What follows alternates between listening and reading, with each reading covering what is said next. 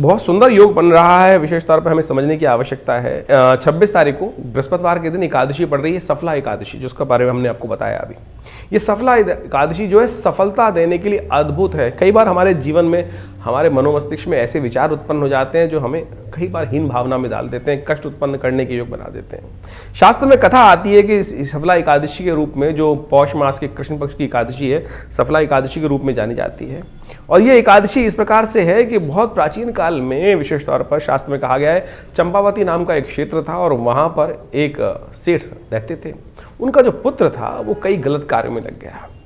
जीवन है, कई बार गलत व्यक्ति हो जाते हैं, नशा इत्यादि जितने भी व्यभिचार कर्म हो सकते हैं उन सब में कार्य करने की वजह से कहा जाता है कि वो अपने पिता की धन संपदा जो थी सबसे विहीन हो गया। जब गलत कार्य में लगोगे और पाप कृत्य में निवृत्त हो गया, पाप कृत्य में लगने के कारण से कहा जाता है कि कई बार जीवन में इस प्रकार के भाव उत्पन्न हो गए कि सब कुछ भाग्य सौभाग्य जो था वो बिल्कुल धर्मविहीन, श्रीविहीन, सब कुछ उसके जीवन में योग बन गया।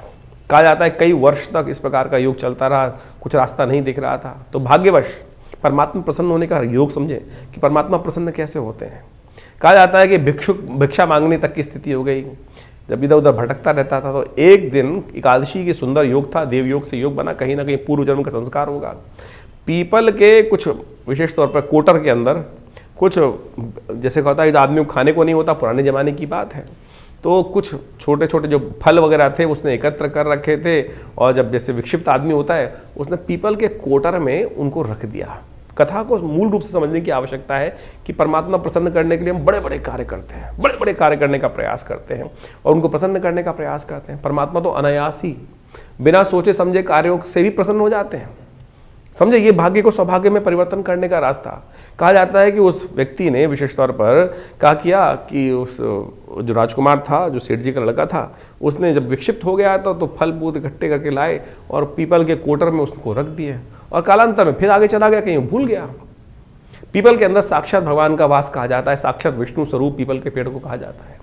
कहा जाता है उस समर्पण कर लेने मात्र से भगवान ने उस एकादशी के सुंदर योग में एक कर्म करने से उसके जितने पाप थे उससे निवृत्त कर कर उसको पुण्य को प्राप्ति करने का सुंदर योग बना दिया। यानी ये मुहूर्त है, वास्तविक तौर पर समझने की आवश्यकता है।